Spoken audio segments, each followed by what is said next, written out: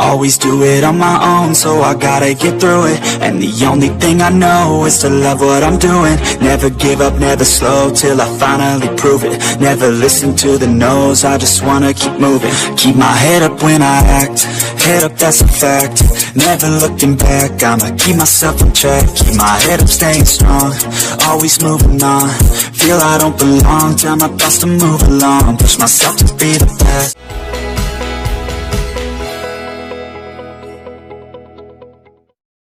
Kita akan membahas tentang pembuatan faktur pajak, gitu.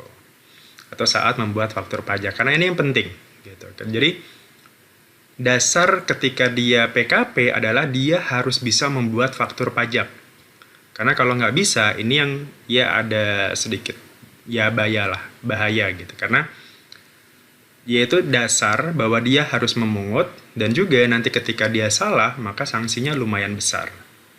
Gitu. Jadi ini mungkin sebagai sebagai awal, tugas awal sebagai PKP. Gitu. Mari kita breakdown belajar pajak kali ini. Yang pertama adalah tentang definisinya. Definisi faktur pajak. Faktur pajak sendiri itu adalah bukti pungutan PPN yang dibuat oleh pengusaha kena pajak yang melakukan penyerahan barang kena pajak atau jasa kena pajak. Gitu. Artinya, faktur pajak ini adalah bukti bahwa kita sebagai PKP telah memungut PPN ke konsumen kita atau ke rekanan kita. Gitu. Dari apa yang kita jual ya, dari apa yang kita jual, baik itu barang ataupun jasa. Misalkan kalau saya punya toko elektronik dan juga saya PKP, maka setiap saya jual itu, toko, misalkan ada dinas atau dari perusahaan membeli barang elektronik saya, maka saya harus membuat faktur pajak. Karena itu sebagai bukti. Sebagai bukti bahwa ini loh saya sudah memungut PPN ke Anda. Gitu. Jadi ini sebagai langkah awal ketika Anda memungut PPN, maka Anda harus membuat faktur. Nah, kemudian berikutnya adalah tadi kan pembuatan faktur pajak ya, atau definisinya. Nah, sekarang kita lihat dulu saat penyerahan BKP itu seperti apa? Penyerahan barang kena pajak itu seperti apa? Barang kena pajak itu sendiri dibedakan menjadi dua.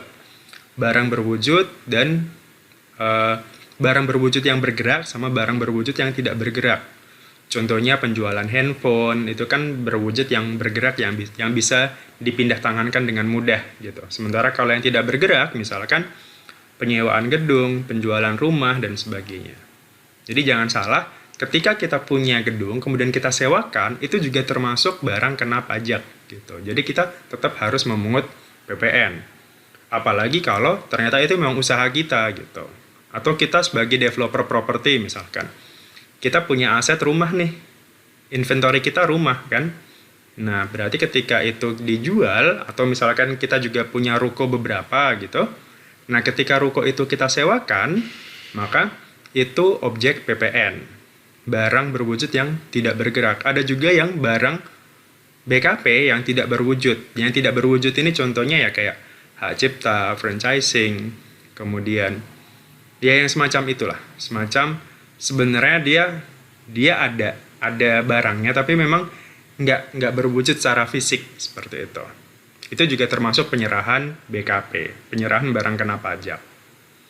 Nah, berikutnya adalah saat penyerahan JKP, jasa kena pajak. Jadi di PPN itu kita mengenal barang kena pajak dan juga jasa kena pajak.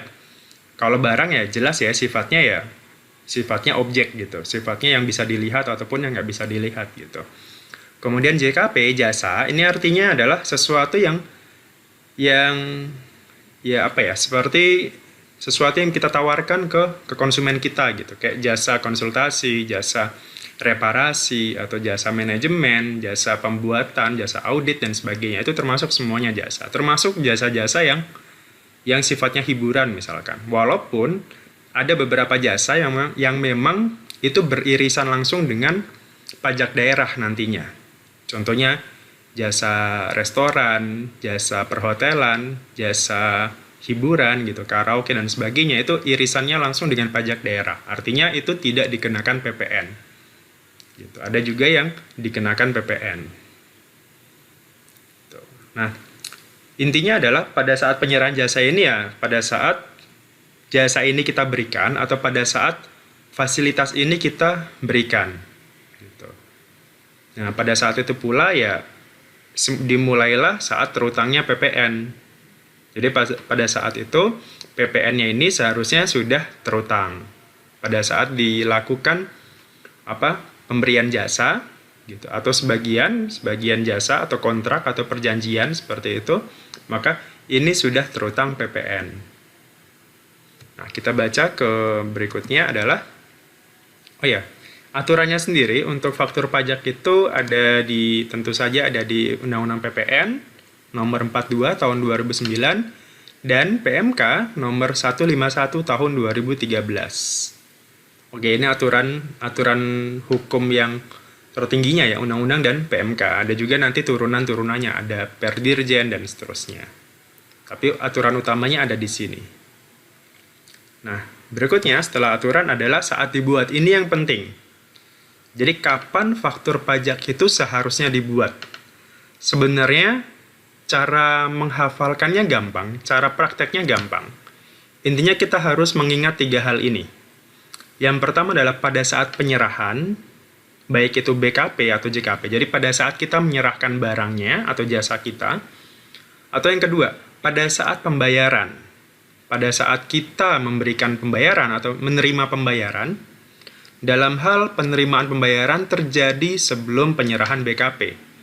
Jadi sebenarnya kalau disederhanakan artinya mana yang lebih dahulu terjadi, penyerahan atau pembayaran.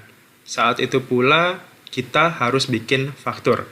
Jadi kalau barang kita serahkan terlebih dahulu baru dibayarkan, maka pada saat diserahkanlah itu menjadi terutang. Pada saat itu pula harus bikin faktur. Tapi apabila misalkan ternyata dibayarkan terlebih dahulu nih, kita bayar dulu deh Pak gitu, nanti barangnya silakan dikirim seminggu kemudian misalkan, maka pada saat pembayaran lah faktur pajak ini sudah langsung dibuat, sudah bisa langsung dibuat. Kenapa? Karena pada saat itu sudah diakui penghasilannya, sudah diakui itu sebagai penjualan kan, makanya pada saat itu pula dianggap sudah terjadi penyerahan, sudah terjadi saat terutang PPN. Walaupun nanti misalkan ternyata ada pembatalan atau ada kerusakan dan sebagainya, itu nanti bisa kita betulkan, bisa kita entah itu nanti faktur pajak batal atau faktur pajak direturkan, retur namanya. Tapi pada saat pembayaran atau pada saat penyerahan, saat itu pula harus kita bikin faktur pajak. 2 hal ini yang utama. Kemudian yang ketiga adalah pada saat pembayaran termin atau kita menagih termin. Dalam hal pembayaran itu dilakukan bertahap.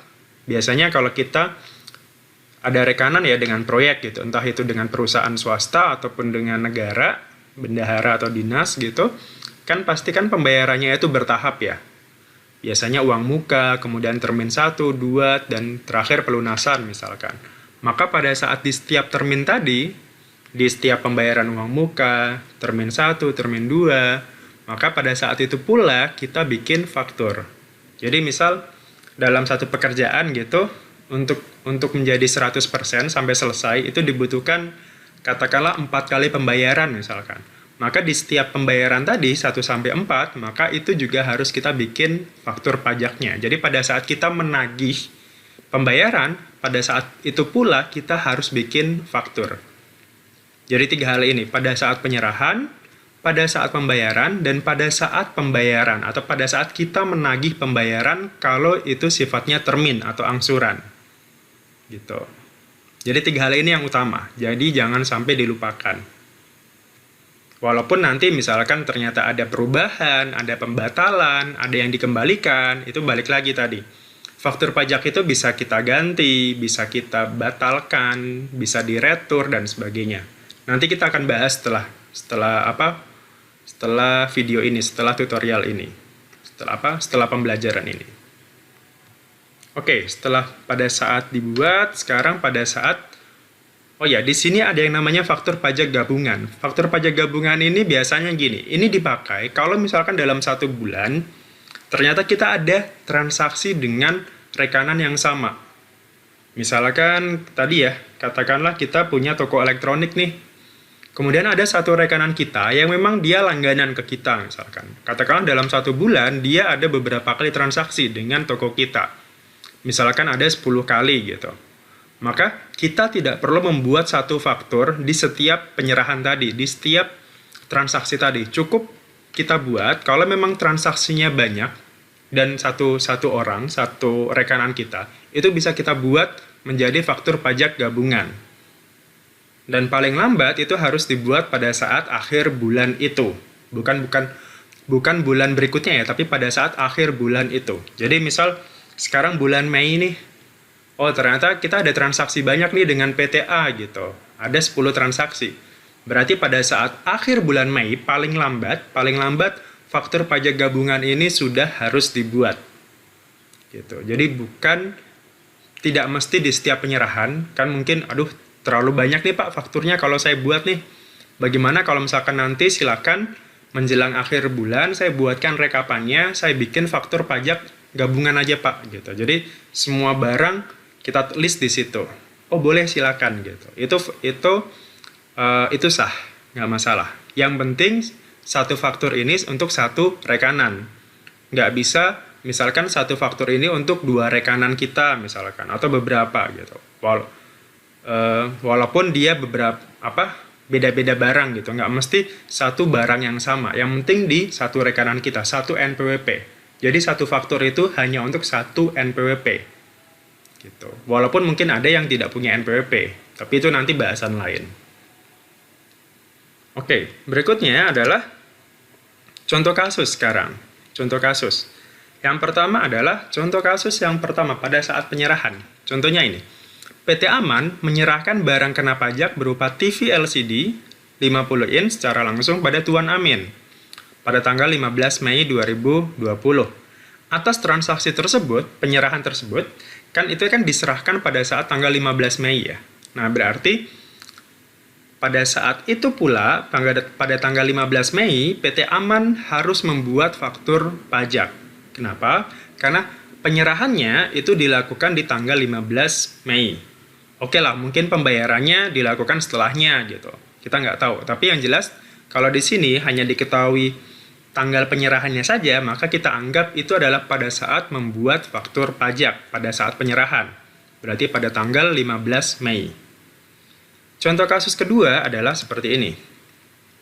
Pembayaran terjadi sebelum penyerahan. Contohnya tadi, PT Aman menerima uang senilai 10 juta dari Tuan Amin sebagai pembayaran LCD 50 inch pada tanggal 15 Mei. Namun TV tersebut baru diserahkan ke Tuan Amin, seminggu kemudian. Maka atas transaksi tersebut PT Aman menerbitkan faktur pajak di tanggal 15. Ini contoh kasus kedua. Kalau ternyata barang ini diserahkan seminggu kemudian setelah pembayaran. Jadi kita bayar dulu nih, Tuan Amin ini bayar dulu ke PT Amannya. Pak, ini Pak 10 juta, saya bayar dulu. Nanti tolong barangnya dikirim setelah ini ya. Seminggu kemudian baru dikirim gitu misalkan. Maka tetap PT Aman tetap harus buat faktur di tanggal saat dia bayar. Bukan pada saat dia kirim atau pada saat dia sampai. Jadi pada saat dia bayar. Berarti tanggal 15 Mei juga. Ini dengan ketentuan tadi ya, pembayaran sebelum terjadi penyerahan. Gitu. Nah, berikutnya contoh kasus ketiga. Pembayaran termin. PT Aman melaksanakan proyek pembangunan rumah untuk Tuan Amin senilai 500 juta dengan rincian sebagai berikut.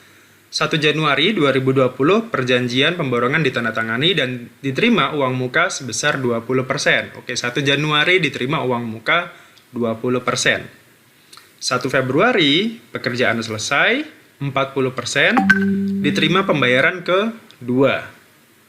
Kemudian 1 April 80%, diterima 150, dan yang terakhir 1 Mei selesai 100%.